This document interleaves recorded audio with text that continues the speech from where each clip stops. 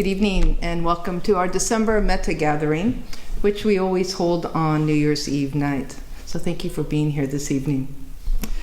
We'll keep our usual Metta format, which is Dharma reflections first, and then a guided meditation, which will be the Metta loving kindness meditation following that. And then we'll have a little oral recitation, we'll refer to the programs at that point, so you're not going to need your program for a little while. And then after that, we will have the ritual of the fire puja, so that little piece of paper that you have, then the incense offering, and then the striking of the bell 108 times. So I'd like to begin with my reflection from the Samyutta Nikaya Sutra, or the scripture. In it, the Buddha taught, "Monks, you should train yourselves thus.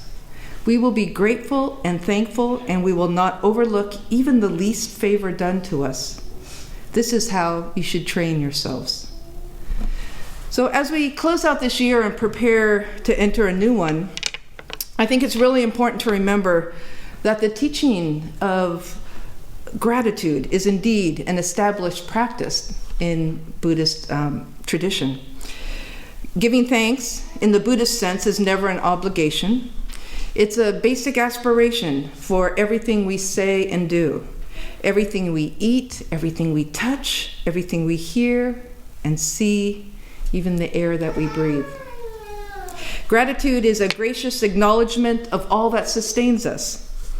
It's a gassho and a bow to blessings great and small. It's an appreciation of all that supports our life, every moment of every day. We have so much to be grateful for. Gratitude receives in wonder the many and varied offerings, the care that nurtures all of our life.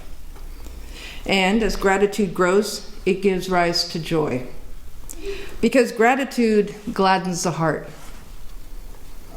We can be joyful for people we love, for moments of goodness and kindness, for sunlight and nature, even for the breath which we breathe. Gratitude diminishes that constricting force around our heart that keeps us from being open, that keeps up the illusion of our separateness, the illusion of isolation, loneliness, and fear, which only serves to keep us miserable. Because everything is profoundly interconnected and preciously impermanent. Nothing can be taken for granted.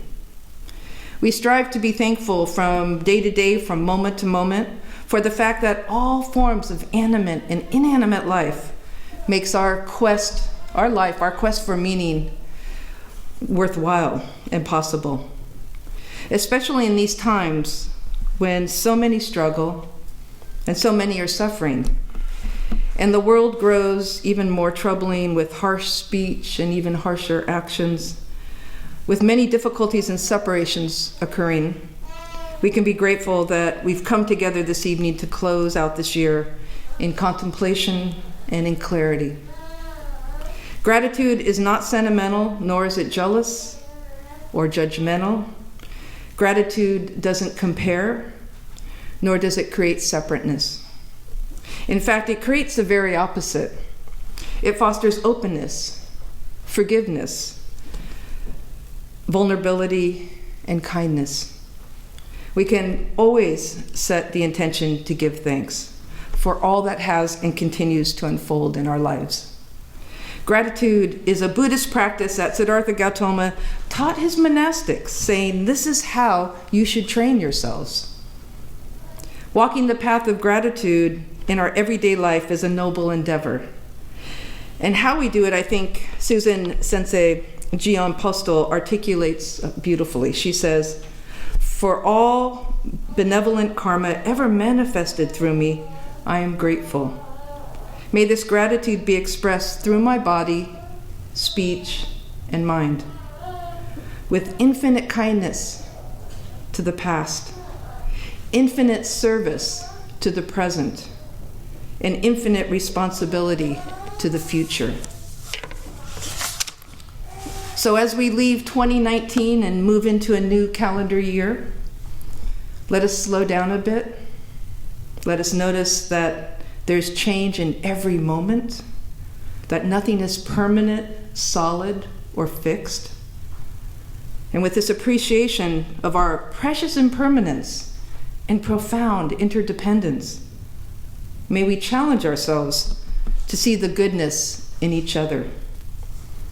For when we choose kindness over fear, compassion over judgment and separation, we will then become a true conduit for peace, a conduit for kindness, and a conduit for real happiness. The late Reverend Philip Edmond, he was a priest in the Shin tradition, once wrote, "When we really understand our relation to the whole universe, it makes us very humble. We realize that all our good fortune is due to the efforts of countless others. When we realize this, our gratitude extends to everything in the universe." So I thank you for joining us tonight for this special New Year's Eve Metta gathering.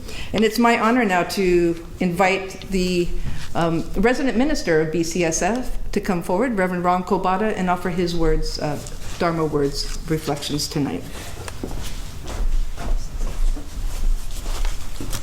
Okay, thank you all for joining us. So this is a special observance to stop and reflect upon the truth of impermanence, to realize that nothing stays the same.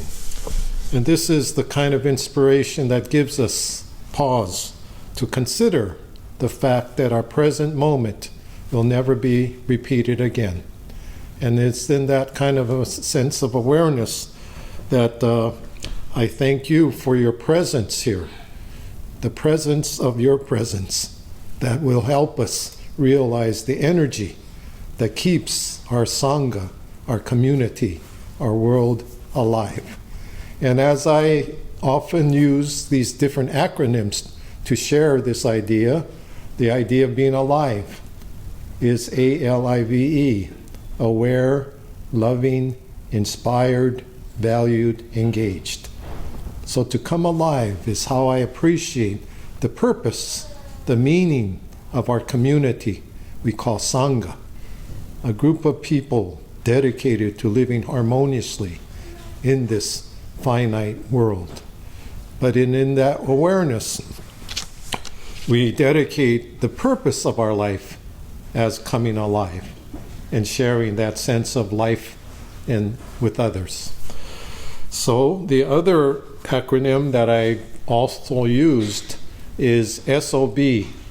SOB stories, sob stories that help us to come alive.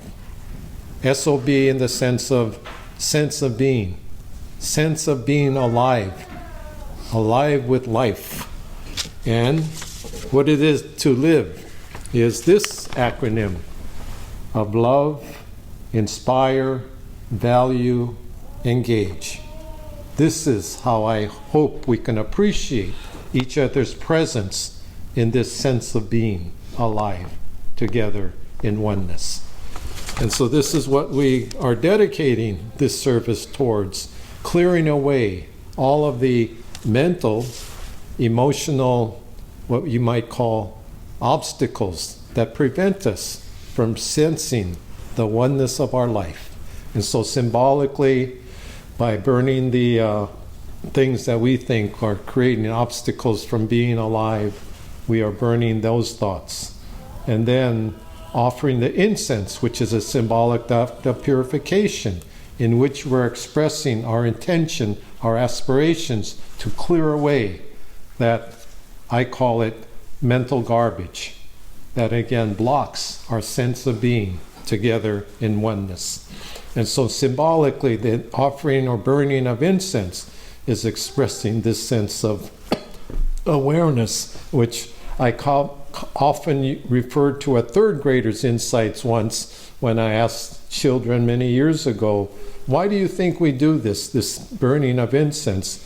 And her response at the time was to show caring, respect, and appreciation. And that's the theme that Elaine Sensei just shared with us as far as the spirit of gratitude. And then finally, the symbolic tolling of the temple gong or bell is symbolically representing the aspiration to clear away the 108 blind passions that bond us, that create the bondage to our self-centered notion of me, myself, and I, as if I were an independent entity unto myself, and thereby realizing the liberation of awakening to the fact, the reality or sense of being alive, together with immeasurable life, as we affirm it in the Shin Buddhist expression, Namu Amida Butsu. So with that, I again thank you for your presence here this evening to help us together, so-called ring out the 2019 and then welcome in 2020 with 2020 spiritual vision. And also to appreciate that in 2020 being a leap year, we have an extra 24 hours. And hopefully we could use that extra 24 hours to again live fully, meaningfully, and gratefully. So with that, we begin the Metta meditation program.